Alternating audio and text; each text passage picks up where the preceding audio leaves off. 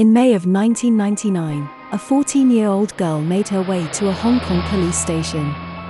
She told officers that for the past several weeks, there was a ghost of a woman who died from torture haunting her. The police brushed her off, dismissing her claims as nothing but dreams or teenage nonsense. However, their interest was piqued when she explained that the ghost was of a woman she had personally known was murdered recently. They discovered that the girl's dreams were, in fact, genuine nightmares. Following the child back to a flat in the city's rundown Kowloon district, they found an oversized Hello Kitty doll with the decapitated skull of a woman inside it. The case became known as the Hello Kitty murder. The true story became regarded throughout Hong Kong as one of the most depraved crimes in memory. Fan Man-yee's life was tragic even before she was decapitated and her head stuffed inside a doll. She was abandoned by her family as a child and raised in a girl's home. By the time she was a teenager, she had developed a drug addiction problem and turned to prostitution to pay for her habit. By 23, she had secured a job as a hostess at a nightclub, but was still battling addiction. In early 1997, Fan Man-yee met Man-lok, a 34-year-old socialite. The two met at the nightclub and discovered they had something in common. Fan Man-yee was a prostitute and a drug addict, and Man-lok was a pimp and a drug dealer. Before long, Man-yee was a regular addition to Man-lok's group, in addition to his henchmen.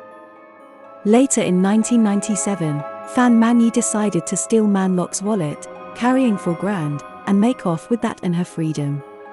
She hadn't yet. Man-lok was the worst person to steal from. As soon as he saw his cash was gone, Man-lok enlisted two of his beefy henchmen to kidnap Man-yee. He intended to force her into prostitution for himself and take the money she earned as payback for the cash she had stolen from him. Before long, however, the plan had gotten out of hand. The drug lord and his henchmen soon decided that simply prostituting Fan Man-yee wasn't going to be enough, and began to torture her. They tied her up and beat her, and for over a month, subjected her to various horrors, burning her skin, raping her, even forcing her to eat human feces.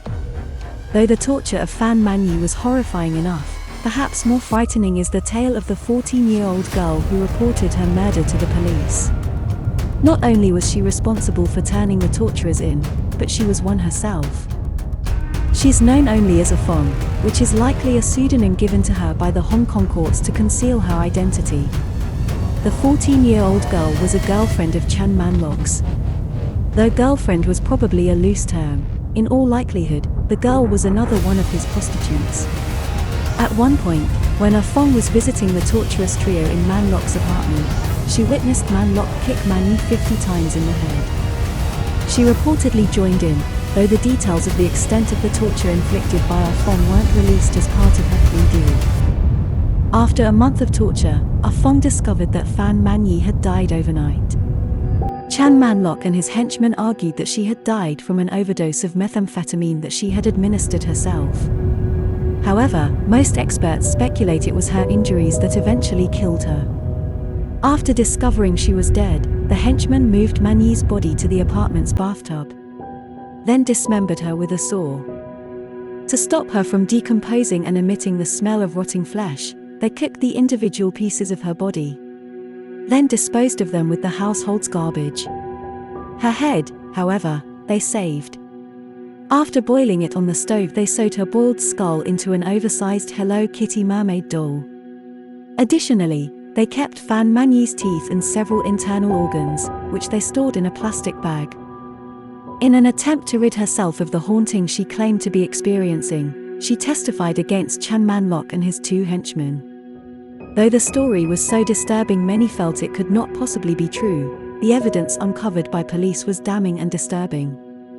Unfortunately, due to the state of Fan Man-yee's remaining body parts, the police and medical examiners were unable to determine a cause of death.